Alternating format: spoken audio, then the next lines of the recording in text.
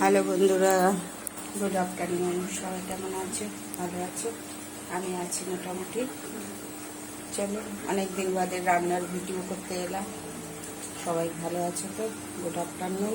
মানে অনেক দেরি হয়ে গেছে, ইভিনিংয়ে যাবে, এখনো চান করিনি। বরমশাইয়ের পিছনে অনেক কাজ করতে হচ্ছে। চলো দেখাই কি রান্না করেছি।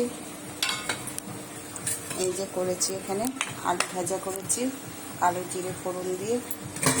গরম গরম ভাত হয়ে গেছে। ভাত অল্প করেই করেছি, কারণ ভাত থেকে যাচ্ছে, অত খাওয়া যাচ্ছে না। আর হরিদ্বারে প্রচণ্ড গরম। ভাত আলু ভাজা করা হয়েছে। আর এখানে কালকে পটল ভাজা করেছিলাম, একটু রয়েছে অল্প পটল ভাজা। আর এখানে আম ডাল করেছিলাম, টক ডাল কালকে, ওই জন্য আজকে আর ডাল ফাল করিনি। পটল ভাজা আজকে করা হচ্ছে, শুধু আলু ভাজা। আর এখানে শুকনো লঙ্কা ভেজেছি, খাবো। আর এখানে কালকে করেছিলাম চিংড়ি শুটকি ভর্তা। ভর্তা বলে বাটা বলে, ওই আর কি। পেঁয়াজ রসুন দিয়ে চিংড়ি মাছটাকে শুকনো কলায় একটু ভেজেছি, ভেজে তারপরে মিক্সিতে পিষে তারপরে বাটা করেছি। অনেক দিন ধরে খেতে ইচ্ছে করছিল, করিনি। তাও এটা আমি মাথায় ছিল না এরকমভাবে করতে হবে।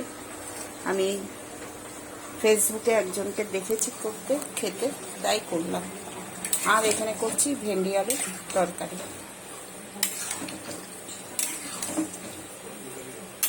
ভেন্ডি আলুর তরকারি হয়ে গেছে, ধনে পাতাও দেওয়া হয়ে গেছে। তরকারিটা নামাবো, একটু ঝোল ঝোল করেছি, এরকম খেতে আমার ভালো লাগে। আচ্ছা ঠিক আছে, আর এবার দেখিয়ে দিই।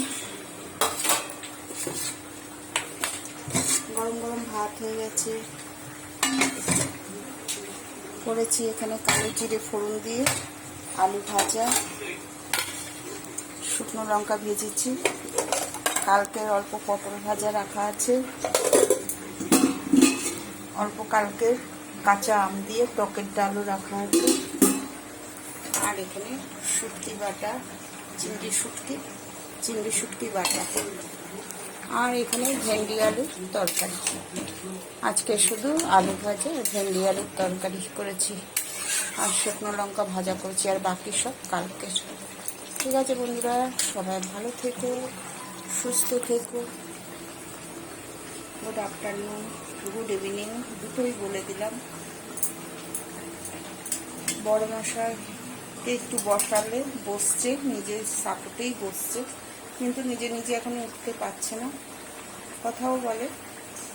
ঠিক আছে বন্ধুরা, সবাই ভালো থেকো, সুস্থ থেকো। তোমরা সবাই জিজ্ঞেস করেছিলে দাদা ভাই কেমন আছে। আগের থেকে একটু ভালো আছে, কিন্তু টাইম লাগবে, সময় লাগবে সুস্থ হতে। অনেক ক্লান্ত, অনেক অসুস্থ, এবং একদম রোগা হয়ে গেছে, খুবই রোগা হয়ে গেছে। এত বড় পেট ছিল, পেটটা একদম ভিতরে ঢুকে গেছে। ঠিক আছে বন্ধুরা, সবাই ভালো থেকো, রাখছি তাহলে। গুড আফটারনুন, গুড ইভিনিং দুটোই বলে দিলাম।